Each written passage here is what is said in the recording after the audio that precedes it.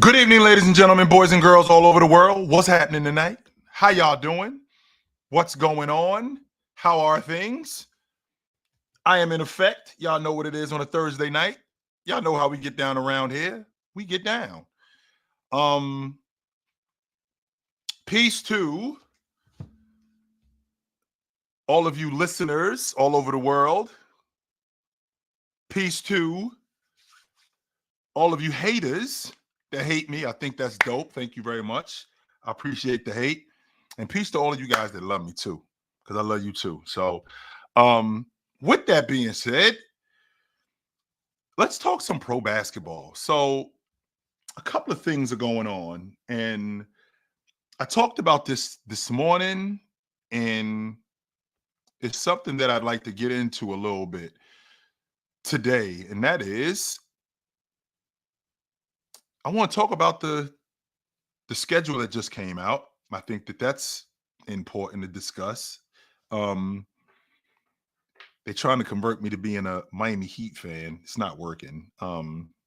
Just because I live down in right, just because I live down in South Florida, and I do get to a couple of Heat games. I've done that. So I want to talk this evening. I'm sorry, more than anything, I want to discuss the TV schedule. And I'm looking at the nationally televised games, right? I'm looking at the nationally televised games, and as always, and if not this season, but in the previous seasons, who is at the top of the list for the most games on television this year? In the 24-25 season, the Los Angeles Lakers have 39 games. Now, you would think that the league would be looking to promote their young stars instead of holding on to what was. But it's obvious, what the draw is, right? It's obvious what the draw is. The draw is the Lakers. And why is the draw the Lakers? Because they got LeBron James on the crew. That's why. So, with that being said, right? With that being said, who has the second highest games on television this year? That would be the Golden State Warriors, who I personally think, when I think about the Warriors, I don't think they're going to be good this year. I don't. I look at the Golden State Warrior roster. Sure, you got Pods, you got Pods coming back. You got Kuminga coming back. You get this kid Jackson back in the fold, right? You get Jackson Davis back in the fold. You lost Klay Thompson. You're going to lose Wiggins. I don't know what the story is with GP the second. Are you going to lose him? Is he going to be on the crew? I'm not sure. You got Curry coming back. You got Draymond coming back.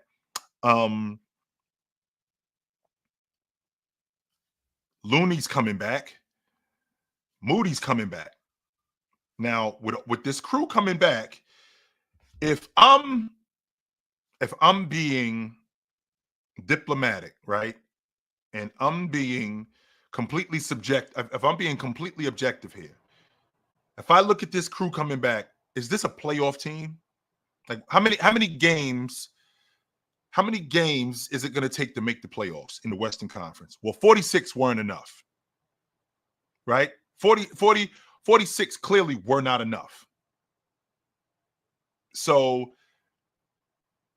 that means that you're going to have to win more than 46 games. So you lose Klay, you're going to lose Andrew Wiggins, who hardly played this season anyway. So what does that mean for you guys moving forward? It's 47 games. It's 48 games realistic. I don't know about that. I think that's asking a lot.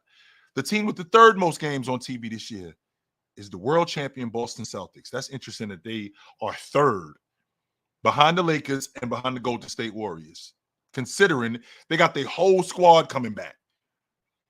They'll have a couple of guys where they made a couple of trades or they made some moves in the offseason. They got their whole crew coming back. And with having their whole crew coming back, they're probably going to be the favorites, right? They're probably going to be the favorites to win it. So you would think that you would want to put them on TV a little bit more, just a little bit more. But this isn't a situation where they won't be on TV enough because they're going to be in the playoffs. And the Warriors only have 2 more games on national television than they do. That's it, just 2 more. The Lakers got 5 more games on national television than they do. Excuse me. Dallas, another one of the finals teams, they're 5th. They're actually tied with Phoenix. Now I'm trying to make sense of this.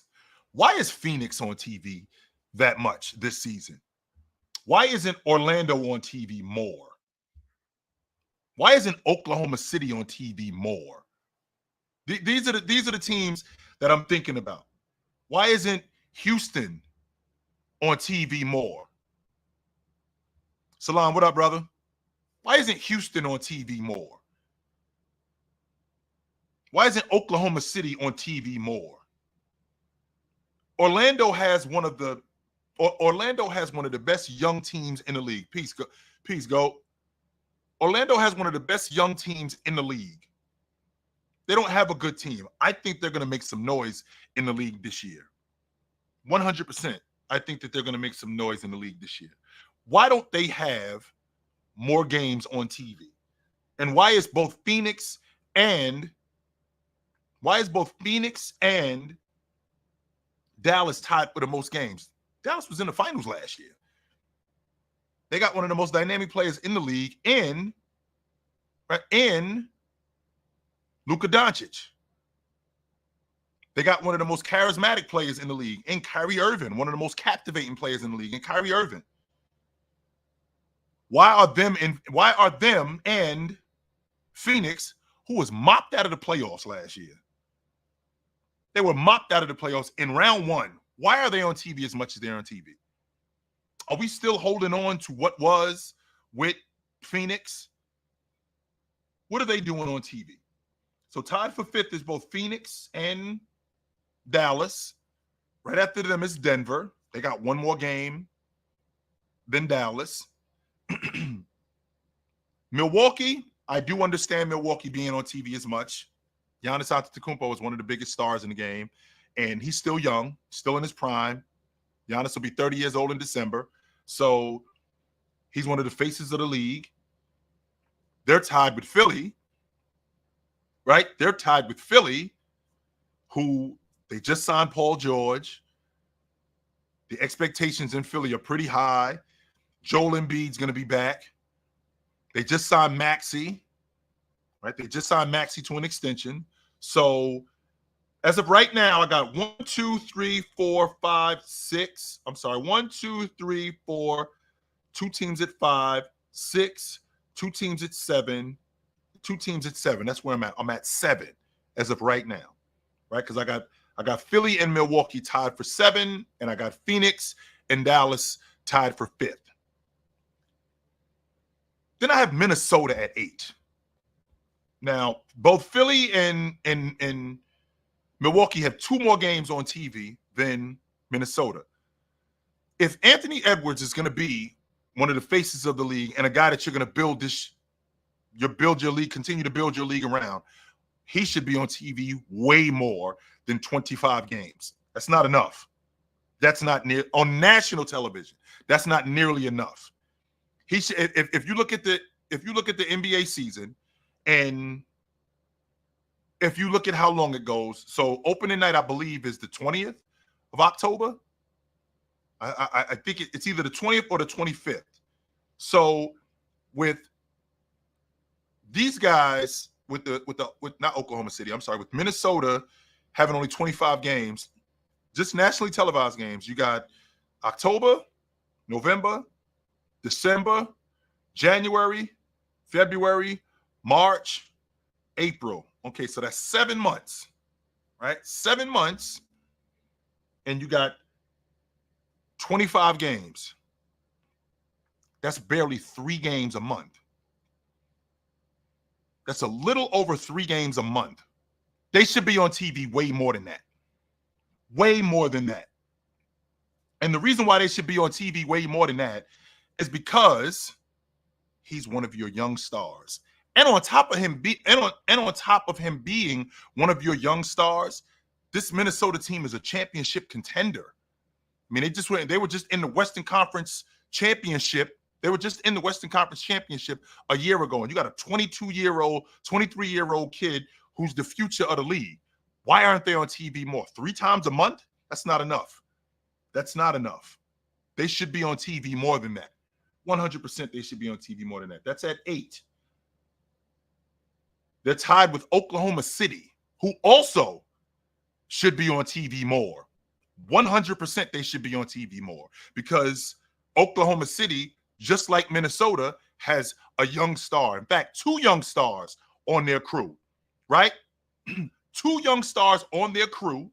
In the process of them having 2 young stars on their crew, they're the future of the league. I mean, I think Shea is 26 years old, something like that.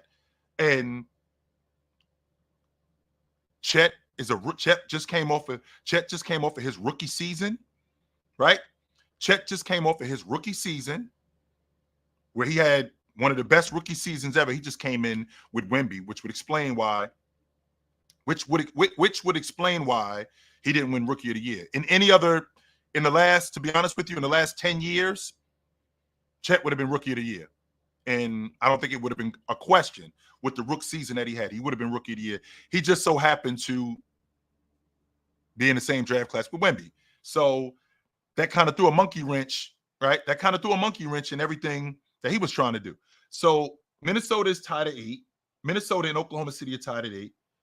The Clippers in San Antonio are at 9 with 21 games. San Antonio, I also understand because, again, they're another team that has a young star that they're trying to build the league around. So these guys need to be seen more, right? These guys need to be seen more. So the smart thing to do is put San Antonio on television against Golden State. Put them on television against the Lakers. Put them on television against Boston. Put them on television against the Knicks. I think they've done that. Put them on television against Dallas. Right? Put them on television against the Warriors. Teams like that. No doubt about that. When you do that, right? When you do that, now you put San Antonio and Wemby in the spotlight because, again, I think he's the future of the league. Why are the Clippers on TV this much? What are we doing with the Clippers? Why are they on TV more than Orlando? Why are they on TV more than Cleveland? Why are they on TV more than Indiana? Why are the Clippers on TV? There's no reason why the Clippers should be on TV as much as they are. None whatsoever. We've seen the best, right? We've seen the best of the Los Angeles Clippers. They're over, right? They're finished. They are absolutely finished. So why are we having these guys on TV that much? Because they're in Los Angeles and people want to see James Harden. Is Kawhi Leonard going to be able to hold up? This league is filled with young stars who the NBA, which is now is a younger league, should be promoting. So the idea of promoting guys like Steph Curry and James, and Kevin Durant, like I feel like those days have passed us.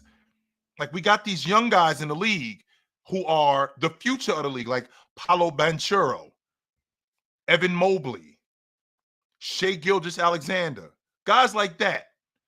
These guys are the young stars that are coming up in the league who we need to pay more attention to. And they need to be on TV more. There's a reason why Oklahoma City was what it was when KD and Russ and Ibaka was there. The reason why they were what they were, it's not because Oklahoma City at that time was a huge market. It's because the young players that they had, the NBA promoted them. The NBA put it out there. This is who we're getting behind. We're getting behind guys like we're getting behind guys like Kevin Durant, Russell Westbrook. We're getting behind guys like that. And it didn't help. I mean, it didn't hurt that they had a damn good team, right? It did not help that they had a damn good team, just like Oklahoma City does, just like Minnesota does. And when you put guys like that right? When you put guys like that at the forefront, hey, Brave, don't worry about him. If I suck so bad, why is he here? That's all you have to ask him. If I'm as bad as he says I am, why is he here? I can tell you right now, the one thing that I don't do, if the food is bad at a restaurant, I don't go there. There's no reason for me to go to that restaurant. If somebody is talking and everything that they say I completely disagree with and I think they suck, I don't talk to them and I don't listen to them neither. So if I suck so bad, why is he here? I must not suck that bad, right? I must not be that bad if he's here. But back to my point. My point is teams like Minnesota, right? Teams like Minnesota, teams like Oklahoma City. The reason why guys like Anthony Edwards, the reason why guys like Shai Gilgeous-Alexander are the same would be the same reason why the NBA did what they did with Russ, what they did with James, because Cleveland isn't a big deal, right? Cleveland isn't a big deal in terms of a market. And if I'm being honest with you, at that time, I couldn't care less about Cleveland. I couldn't. The only reason why I watched them because of James. That's the only reason why I was tuned in, because they had this young, fantastic player in James. That's why I was watching them. Same logic for Oklahoma City. I've actually been to Oklahoma City. There's not much going on there. It might be more going on there today than what it was in 2009 when I was there, but there wasn't much going on there when I was there. And they were promoting young stars like KD, like Russell Westbrook. So I don't understand why that isn't going on more. The Clippers should not be on TV. The Clippers should not be on TV the same amount of times as the San Antonio Spurs. They should not. No, they shouldn't. Absolutely not. They should not be on TV as much as the San Antonio Spurs. Memphis is at 11. Memphis should be on TV more. Now, I do understand the logic, with Ja having to prove himself, because Ja was a goofy. Sure, Ja was a goofy, and in the process of Ja being and I'm going to use the term goofy because that's exactly what he was, right? That's exactly what he was. He was a goofy. He did something dumb, and he almost ruined all of it. And he could still do that, but I think that we're in a space where I think we're in a space where he could. I think he's learned his lesson, right? I think we're in a space where he's learned his lesson. And with him learning his lesson, this Memphis team, who I think is going to be right back at the top of the Western Conference, I think that he's learned his lesson, and I think that this Memphis team is going to be a lot better. And the NBA, after Memphis does what they do in the regular season, and then they end up getting busy, right? If they end up getting busy in the playoffs, that's going to increase next year. So this season for Memphis is more of a prove it season, even though they shouldn't have to do that because they got a damn good team, right? They got a damn good team. It's just that health was the issue for them. Health was the issue for them more than anything. So because of that, they're going to be on a prove it. They're basically going to be on a prove it contract this year. And that's fine, because I think that Memphis is going to show a lot of people, right? I think Memphis is going to show a lot of people how good they actually are. Cleveland is right behind Memphis. I think Cleveland should have more games than the Clippers, to be honest with you, because they're going to have a damn good team this year. Damn good team. Barring any health issues, right? Barring any health issues, I think that this Cleveland team, I would not be surprised if they were in the East Finals. That would not surprise me. If this Cleveland team depended, barring injury issues, I would not be surprised, especially with a favorable matchup, right? Especially with a favorable matchup, I would not be surprised if Cleveland ended up in the East Finals. That would not surprise me at all, because I think that they have the things necessary in order to make a deep playoff run. They've actually advanced. If you think about where they were, okay, so 2 years ago in the 21-22 season, they were a play-in team. The next year, they end up losing to the Knicks in the first round. That's when Jared Allen said the lights might have been a little bit too bright for us. Last year, Donovan Mitchell throws the crew on his back. They win a playoff series. So now it's time to make another advancement. In addition, right? In addition to having some favorable matchups and having some luck on your side. Because that kind of stuff, contrary to popular belief, that kind of stuff matters. Contrary to popular belief, that stuff, what up, Wood? That kind of stuff 100% matters. So I would not be surprised, considering the trajectory that Cleveland is on right now. That would not surprise me that Cleveland would end up in the East Finals. That wouldn't surprise me. Because if I told you, right, if I told you at this time, it's August of 2023, and I told you, yo, Indiana's going to be in the East Finals next year, you would have deleted your subscription to my channel, and anywhere that I was,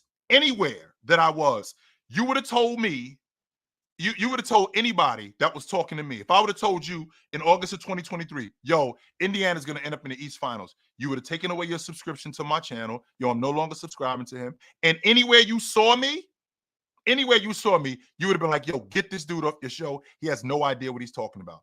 Meanwhile, Indiana ended up in the East Finals.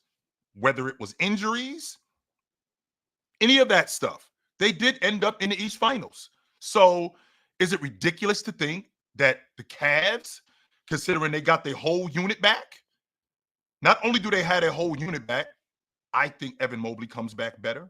I think Jared Allen comes back better. I think Darius Garland is going to be better. With these guys being better, right? With these guys being better and having some favorable matchups, why is it ridiculous to think that the Cavs wouldn't be in the East Finals? I'm just saying. So Indiana has got 14 nationally televised games. Miami is at 13, tied with New Orleans. I'm probably in the minority. I feel the same way I feel about Golden State. That's how I feel about the Pelicans. I don't think they're going to be very good next year. I don't. Nope. I wouldn't be surprised if they didn't make the playoffs. That would not surprise me at all. For them to get rid of, right? So for them to get rid of their best big man, now in the process of them getting rid of their best big man, they bring in DeJounte Murray, primary ball handler. I think he's going to help with ball handling duties with Zion. But you also lose two of your best dirty work guys in Najee Marshall and Larry Nance. To lose those two guys, man, that's a pretty big deal, yo. That's a pretty big deal. So I don't think I'm not that big on New Orleans. Sacramento should have more games on TV this year. They only got 12.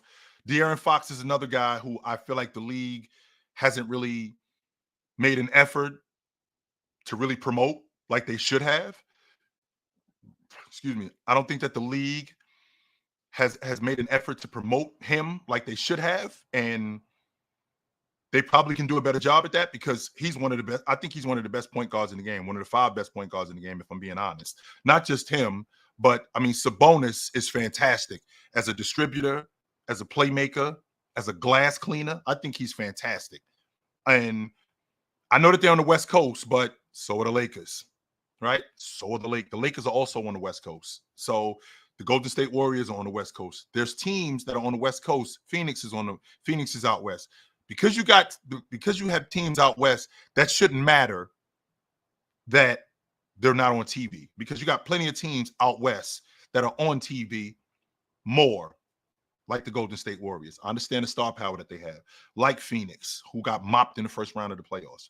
Why are they on TV as much as they are? What is the draw with the Phoenix Suns? So then you have Houston. Houston's got 11 nationally televised games. I feel like Houston is on the same page with Memphis. I think Houston is going to surprise a lot of people, where you guys look at Houston and think that, yo, Houston is just a young and up-and-coming team. I think Houston could be last year's Oklahoma City. Not necessarily get the #1 overall seed, but I do think that they could be a playoff team. Legit playoff team. Not a play-in team, a legit playoff team. I love their core. I do think that they can upgrade at the lead guard spot, and I think that they will at some point. But as of right now, I'm loving what they're doing with their crew. Van Fleet, I'm on record saying, Jalen Green, I feel like Jalen Green can take that next step this season and be a better player.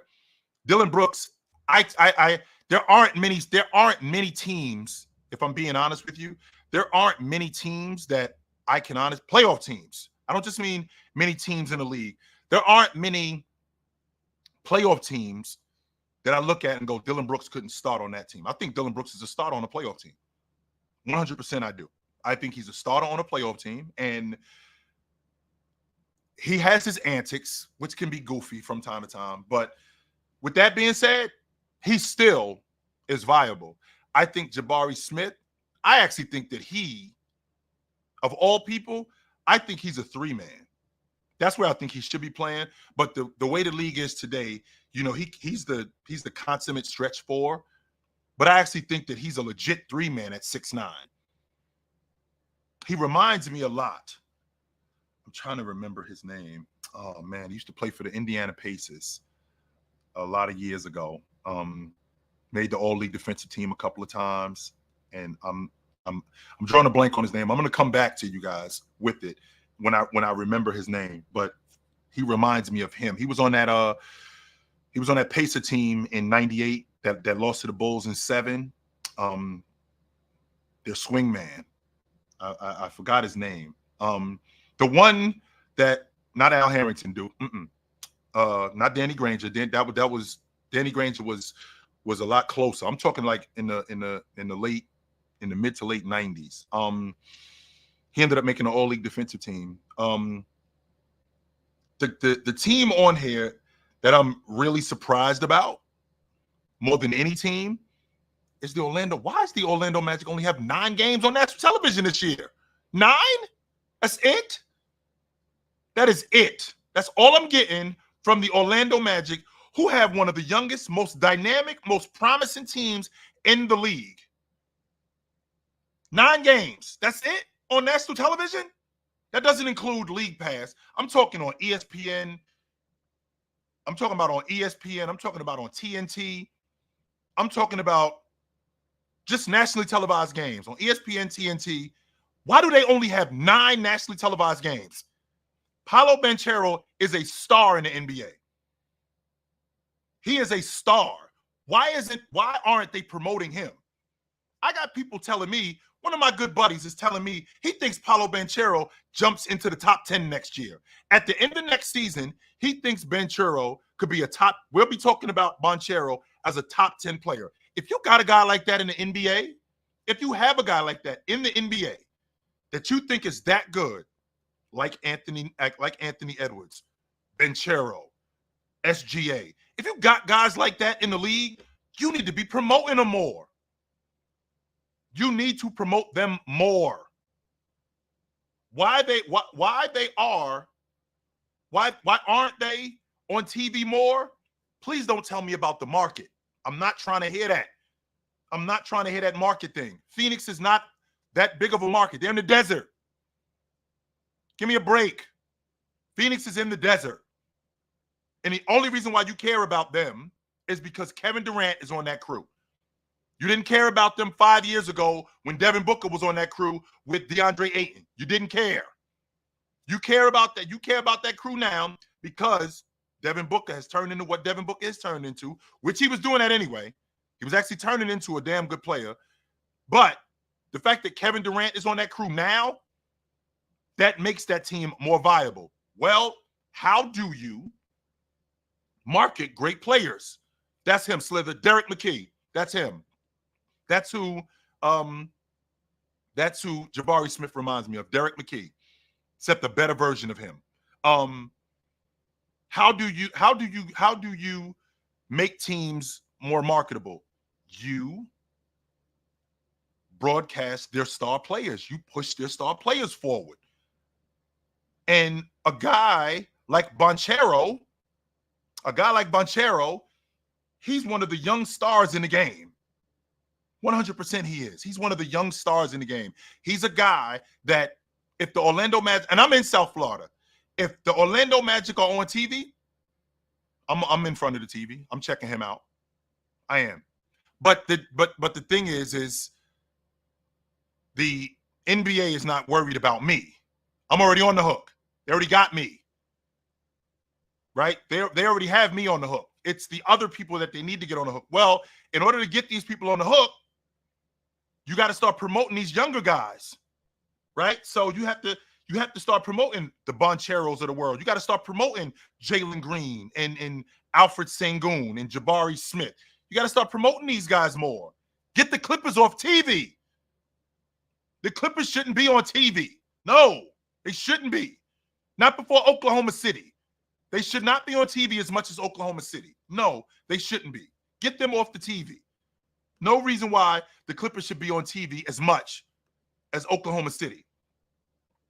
No reason why the Clippers should be on TV as much as San Antonio.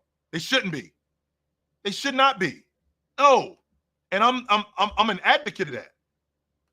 So get them dudes off. Get those guys off TV. So now you got teams like Atlanta with 8 nationally televised games, Charlotte tied with Utah, Brooklyn with 5. They tied with Chicago and Washington, and Detroit. I think Detroit's going to be a lot better than what they were last year. And the reason why I think they're going to be a lot better than what they were last year, the main reason why I feel like Detroit's going to be a lot better than what they were last year is because who's at the helm. JB Bickerstaff's a damn good coach, man. He is. Bickerstaff is a damn good coach, and I don't think you guys give him enough credit for what he does as a coach. Bickerstaff knows the game. Bickerstaff is damn good in rotations. He knows how to teach defense. He's damn good at that. I'm not saying he's good at that. He's damn good at that. When he was in Cleveland, Cleveland was a top 5 defense when he was there. And I think he's going to I think he's going to get a guy like Jalen Duren. I think he's going to get him in that space where he's a better defender. I actually think Jalen Duren is going to be on the Olympic team in 28. I think that Jalen Duren is going to be one of those guys that we're going to have a conversation about being on the Olympic team in 2028. That's why that's why I am an advocate of bringing back tryouts.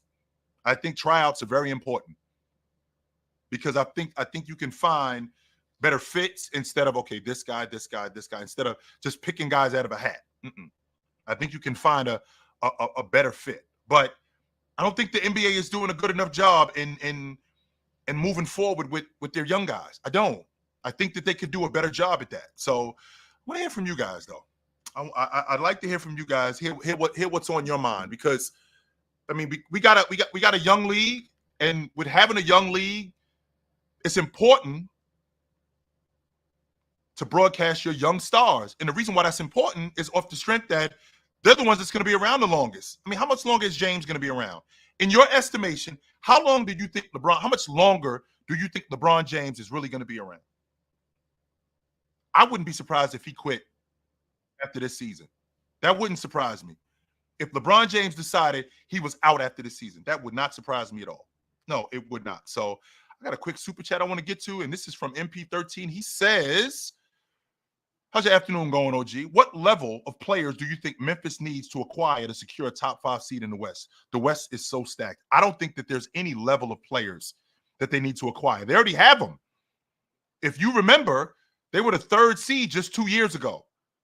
Last season was a wash. Ja got hurt. Desmond Bane got hurt.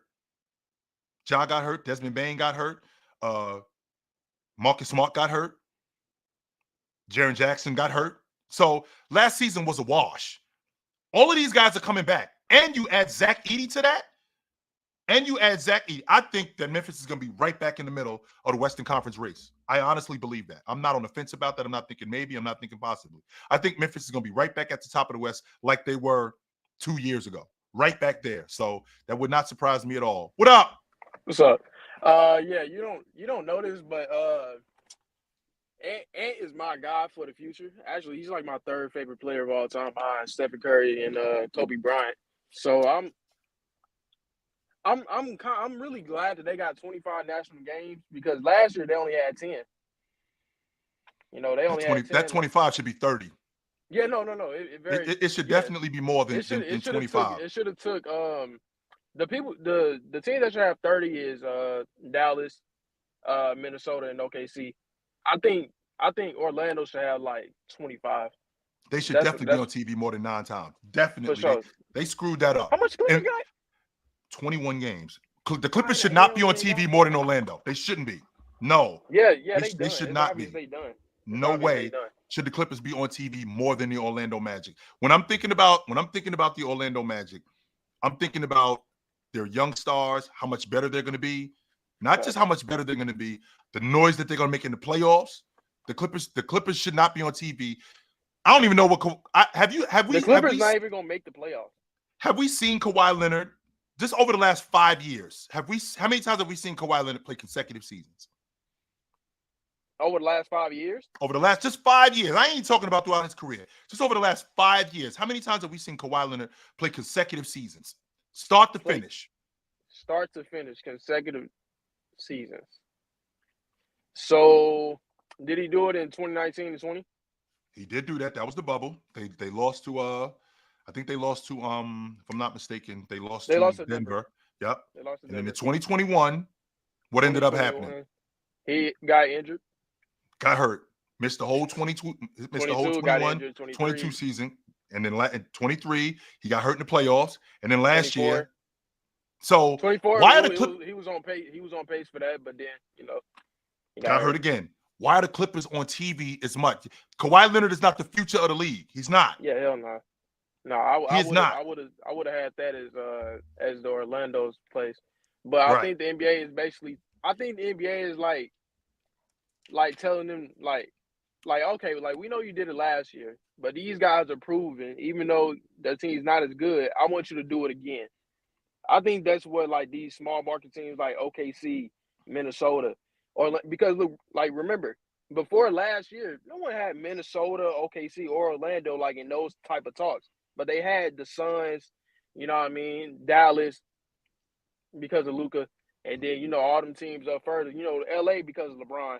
But they're telling like teams like OKC and Minnesota and Orlando, I want you to do this again. Like I think that's what the NBA is basically telling. Like do this again, then they'll give more games. I feel like that's why you have them on TV for that reason right there. This isn't a prove it. This is we're gonna move forward with these guys. Yeah. As opposed to making them prove it. I understand the logic with Ja because Ja was a goofy. I think they want to move forward. I think they want to move forward with Anthony because if you see like the schedule, he's on opening night, he's on Christmas Day. Mm-hmm. I don't know if he's on Thanksgiving, but I know for a fact he definitely should be on MLK Day. He definitely should be on MLK Day. It's him and Ja. It's him and Ja going to get. He should be on MLK Day.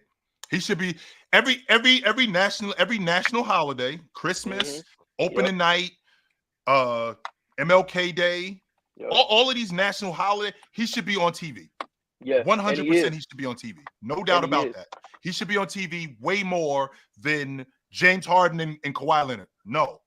He should definitely be on TV more than those guys. I think he's on TV on the days that most people are going to like watch the games. Like the MLK days, the opening night. A lot more people to watch the opening night and MLK days. Christmas, I think a lot more people watch it on Christmas. Unless like NFL takes it, whatever. Absolutely. Thanksgiving, I know NFL takes it, but still people gonna be watching that. So I think he's on like the most important days. Right. Rather than days just like sprinkled across the season, for Anthony Edwards. It's clear, and I'm happy. It's clear that they want him to be the guy, for sure. Sure, but I do think Paolo is like disrespected, man, for like no reason. For like he's slick disrespected because he's not really talked about. But what he's what 21, 22? Yes, 21. To have the season he had, to bring Orlando in his second season to the playoffs, to bring the Cavs, to 7 games, him being, their best player when Franz is doing bad and, all these other people.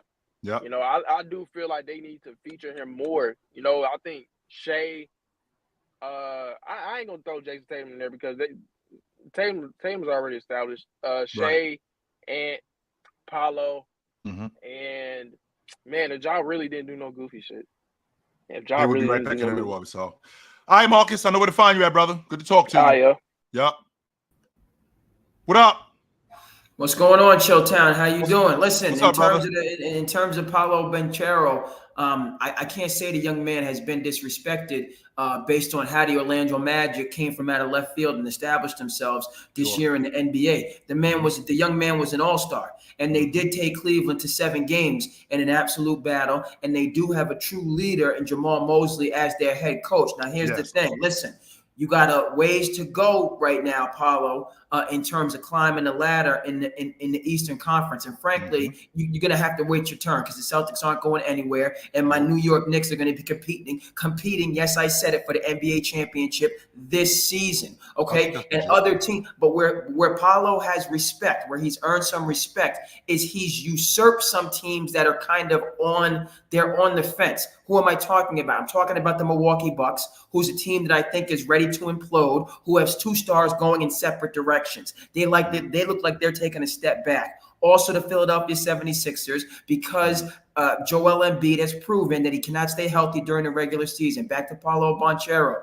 I feel that the league, and Adam Silver is no dummy. He knows that it's about stars, and Orlando is a team that is like they're on the verge, and I think they're trending in the right direction. And I think he'll probably be an all-star next year, and Orlando's going to be in the mix. But as the previous caller said, he's got a couple people ahead of him. You know what I mean?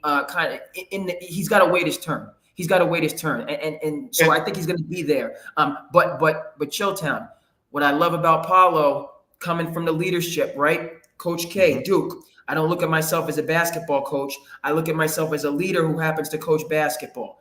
Those two things are not the same thing. Those two things are not the same thing. Absolutely. I like it. Right. I think he's going to continue his ascension, right, and continue to build, unlike our friend who's right now in a redemption state of Ja Morant, right? Sure. Because Ja Morant is, to your point about marketing stars, he was somebody the league was ready to get behind.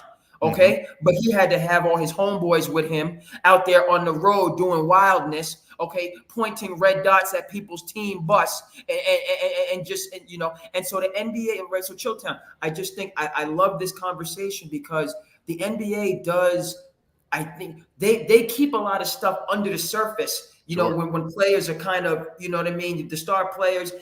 But I think that creates an entitlement sometimes. Right. And it went the wrong way with Ja Morant. He thought he could just do whatever, whenever to whoever. And because he was a star, the league was just going to keep sweeping it under the rug. And then it just got out of control. And you know, he just kind of spun to the place where he is. With Paulo, again, I like the young man's character. I like him coming from, you know, the Northwest. You know what I mean? You got a lot of good ball players from out that way. Jamal Crawford, amongst others. You know what I mean? And he's going to stay hungry. And I think his time, you know, he reminds me, frankly, and I wasn't sold on him coming out of college, you know, and them taking him number 1, but he's definitely proved me wrong. He reminds me of Jason Tatum and how Tatum slowly built himself up to who he is, right? Jason Tatum, you know, and Jason Tatum coming out of Duke. I know you got other people, so I'm gonna let them get in. I'm listening to you. Keep going. I'm listening to you. But like Jason Tatum, you know, he was impressing the Celtics staff early on. They could see all of the components of his game, his size, his shooting ability. But then with the Celtics teams, they had Kyrie, they had Gordon Hayward, you know, they had all these other, and they had to slowly but surely find that right roster to build around and get some of the negativity out of there, right? Build around him and Tatum, bring in a positive person like Kemba Walker. Then, you know what I mean? You know, Brad Stevens always on his greasy. The Miami Heat wanted to, you know what I mean, stonewall Portland Trailblazers. So when they did get Drew Holiday, but they said, we're not dealing with you. We're not dealing with you. So Brad Stevens swooped in. Wow. He swooped in. That was incredible. I can't believe that he let that happen. And now Drew Holiday, to me, Chilltown, he's the Dennis Johnson, you know, to go along with, you know, he is the X factor in this new Celtics dynasty. You know, him and Derek White, that's Dennis Johnson and Danny Ainge. I wouldn't argue that. in the backcourt, and then you have the two young stars, and so this team, so I see in Paolo, he's got other people ahead of him, but listen, my New York Knicks aren't going anywhere, so you're gonna have to go through New York, and so don't, you know what I mean? You're gonna have to go through New York, but I'm not sold on Milwaukee. I don't believe in Milwaukee. I think the Dame, they bet on the wrong horse, and those two are not symmetrical, and Dame is not happy there, and he's not going to be happy there. And with Philly, Tyrese Maxey is a dog. He's right. Tyrese Maxey is where Paolo is going, but I can't trust Embiid. I can't trust Embiid being healthy. So I could see this Orlando Magic team. And here's my thing with that. Hold on, Andre. This is because I want to stay with you, but I do need you to understand that the NBA, because you brought up a really good point about protecting players, because this is the brand. So there's way more that we don't know about. And the reason why we don't know about it is because the same reason why when you're in business, we got to protect the brand. So we have people following you, especially if you're a big deal. We have people monitoring you, and we got people talking to you. Now, Ja might be a little bit out of control, and my man, you might need to go sit down because you are a little bit out of control, and we have to, because we want to build this thing around you. That's what we want to do. We want to continue to build this thing around you, but we can't, because as of right now, you're showing that you might not be mentally prepared for us to do that. So we might have to go in a different direction. When I think about a guy like Paolo, I look at a guy who looks to be more grounded. That's what I feel like is the most necessary thing when you're talking about building a business around somebody. Whether it's in basketball, it doesn't make a difference what it is. When this person is grounded, that means stability. That means that I'm not going to turn on SportsCenter in the morning and find out that 2:00 in the morning last night, he got into some nonsense in a club. And I don't feel like I'm going to hear that about him. He doesn't strike me as that kind of dude. That's who I want to build my unit around. That's who I want to build my business around, which would explain why I'd like to see him more on TV. Same logic I feel like with a guy like Anthony Edwards. Anthony Edwards might be a little bit brash, and he might be a little bit, what's the word I'm looking for? I think he's a little rough around the edges, but I feel like that's stuff that we could clean up. I don't think Anthony Edwards is one of those guys that I'm going to find out that he's out here smacking around girls and he's getting DU. He doesn't strike me as that type of dude. So these are the guys that I feel like the league, SGA is another one of them, that the league needs to build this brand around. And in order to do that, Andre, we need to see them more. And not us, not you and I, because we're already on the hook. They already got us. Who they need to get are the kid that's wearing Steph Curry's, his mom. That's who they're trying to get. That's the person, or the guy at the water cooler who's the casual basketball fan. Like, who is this Anthony Edwards guy that I keep hearing about? That's the guy that they need to get on the hook. And in order to do that, we got to start broadcasting these guys and showcasing these guys more. You got to see him more. I think Anthony Edwards has natural charisma. You know what I mean? He has that Southern drawl, that Southern swagger about him. You know what I'm saying? Talking about how we used to play baseball. You know what I mean? When did I bet? You know what I'm saying? I bet it fourth. Clean up on aisle 6. Come, go ahead and come get it. He can go back and forth. I think you'll see more of that with Paolo. And I think Paolo, SGA, I think they're like, he's a little bit more kind of quiet, understated. Yeah. But to your point, what I do feel the marketability is there. You're not going to see him on TMZ, No. And he does have kind of a regimentation and a desire, SGA, you know what I mean? Like, they're in very good situations. SGA with Sam Presti. And then I keep going back to this with Orlando. What really impressed me, they were one of the best defensive teams in the league all season, and particularly early in the season, to get themselves into that top 2 at one point. They were number 2 at one point. Mm-hmm. Right. So Jamal Mosley, what he's done and what they've done as an organization, you have Jalen Suggs and you have Cole Anthony. You have one of the Wagner brothers, and you have, so they really go 8-9 deep. And they really play, and guys have accepted their roles on that team. You know what I mean? Like they brought in guys, they've drafted like top 10 picks, and there's like, who else they have? They got Wendell Carter, Wendell Carter, another Duke guy. You know, so Jonathan again, Isaac. I just They got a good think, team. They got a damn good team in Orlando. and so NBA is Adam Silver. You're going to be seeing more of the Magic as they creep up in the Eastern Conference. Adam Silver would prefer to put Giannis on TV and Embiid on TV because they're already the known commodities. Absolutely. But those two teams, I feel like the Indiana Pacers and the Orlando Magic can usurp them in the East. Going forward, just because younger, healthier, and just about it. Whereas, look, Sure, Embiid, absolutely. I will tell you this, Andre. And before I let you go, we had the best team in the country in 1990-91. We beat 5 teams. Oh no, top 15. We beat 5 teams. Okay. 5 of them. 5 teams we beat in the top 15. 4 of those teams were in the top 10. 3 of them were in the top 5, and we went undefeated in the state of New Jersey. We had the best team in the country in 1990. But Chilltown, what I know in conclusion is that team started right now in August at the White Eagle in the summer when you guys was doing tour-a-days. That's what people need to understand. And you weren't in the White Eagle putting up bingo tables. That's right. And that's the foundation that we have at UConn, why they're going to be competing for a 3rd national championship, because that attitude, it starts from there, and you build up the champions from that standpoint. Thank you, Chilltown. Absolutely, brother. What up, D? Yo, what's up? How you doing, Chill? What's up, brother? So I just want to talk about 2 different teams. 4 different teams, but 2 different types of situations. So sure, I'm gonna talk about the offseason between the Lakers and the Bucks. I feel like those 2 teams who they really didn't do that much this offseason. I'm kind of disappointed in them. So we know the Bucks, they got Gary Trent, but they problem been their defense. I was hoping they was gonna get somebody more two-way than Gary Trent. Gary Trent more a scorer than two-way in my book. Like he can defend. He can defend, but he's not what they need. Exactly. No, they need somebody where we getting the points back, but we need to stop. We need this stop to slow them down. We need this to, close this game out. And they didn't get nobody. I call Gary Trent the stopgap chick. Like, she ain't the chick you're gonna marry, but I'll hang out with you for a little while. Right, exactly.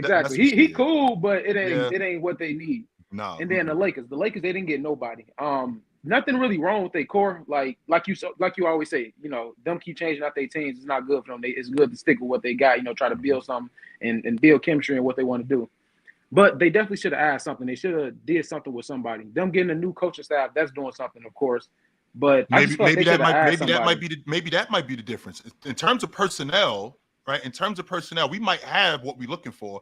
Maybe we just had the wrong dude at the helm. Don't forget, the Lakers did that. I believe it was the 99-2000 season when they got swept by San Antonio. Okay, take out Dale Harris, enter Phil Jackson. They had the same crew from the year before. Took out Eddie Jones, which I hated, by the way. Took out Eddie Jones for Glenn Rice. Bring back everybody else. You added a vet who in AC Green. But other than that, we had everybody else. All you did really was take out the coach, and now we're going to championship run. We're in the NBA championship 3 straight years. So I feel like with the core that they have and with their personnel, I don't think that's that big of an issue. My issue with them, Davion, is I don't think that James knows how to play not being the man. I don't think he knows how to do it. That's why I think that they're done winning championships. Is that, and then I think it's on top of AD not wanting it all the time. It's a mix of both of them. So it's like sometimes, even when LeBron shined away, he said, "All right, AD, take advantage." Depending on who they playing against. If he playing, let's say, the Hornets, they playing the Spurs, they playing a lower level team, AD will go get it. But when it's time to go play against big time players, big time games, not saying he shy away all the time, but he hit that first half. He'll come out. He'll throw a monkey wrench in it for you, Davion, because what he'll do. 9 rebounds in the first half, in the game, 22 points and 19 rebounds. No. And then you'll turn around and see him go 40 and 20 on Giannis. And you're like, come on, man, you're killing me, yo. What's happening here, B? What's going on? Exactly. So I really don't know what to do with him. Yeah, but we'll see. We'll definitely see. But good to talk to you, brother. You know where to find me at. Absolutely. All right. Have a good one. What up? What's up, OG? What's up, brother? Can I get your top 5 in the NBA right now?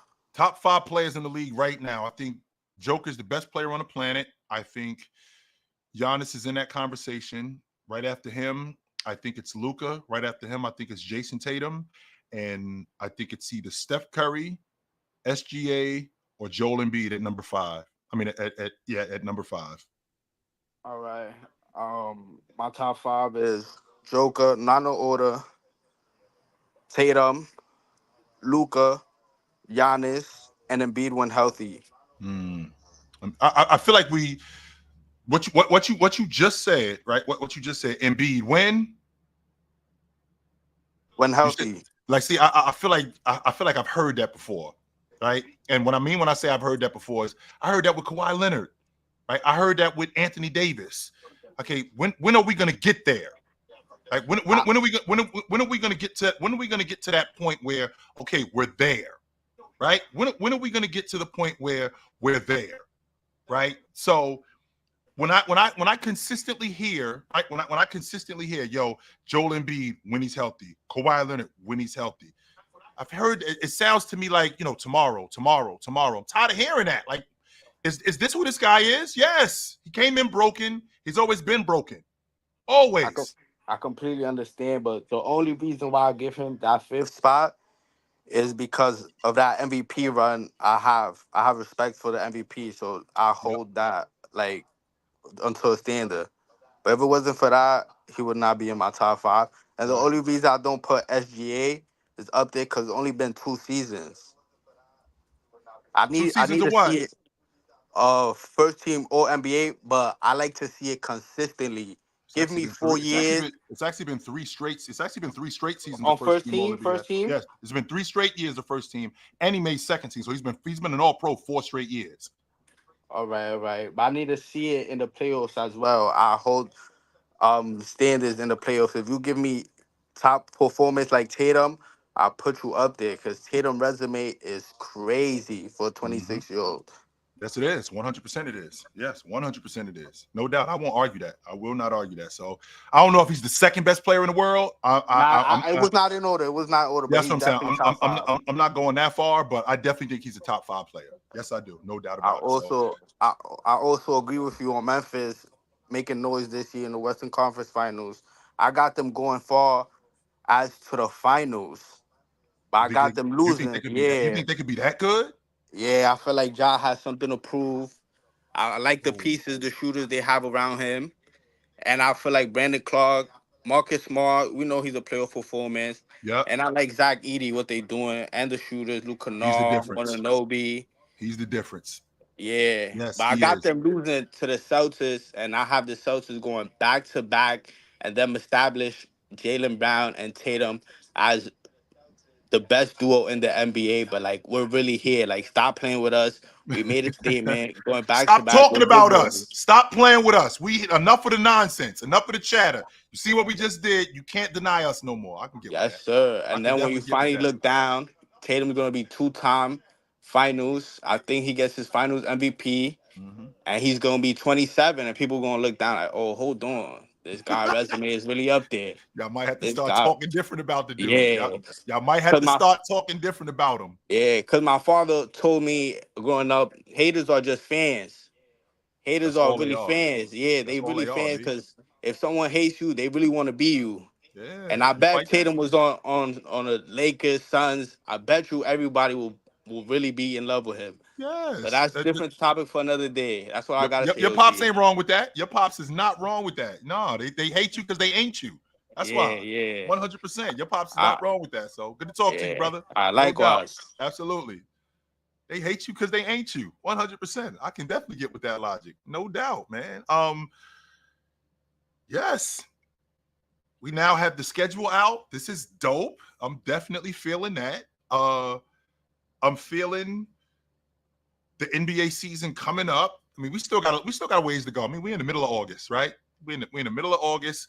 We still got plenty of time to discuss. We still have plenty of time to discuss what the season's going to look like, how guys are getting in shape, what guys are going to come in looking like. You know, we still got plenty of time to discuss that. I do have a super chat from G Firm. G Firm is hitting me from I wish I could say I knew, but shout out to my man Chilltown, aka Chillax City. Shout out to my man G Firm. Absolutely, brother. No doubt.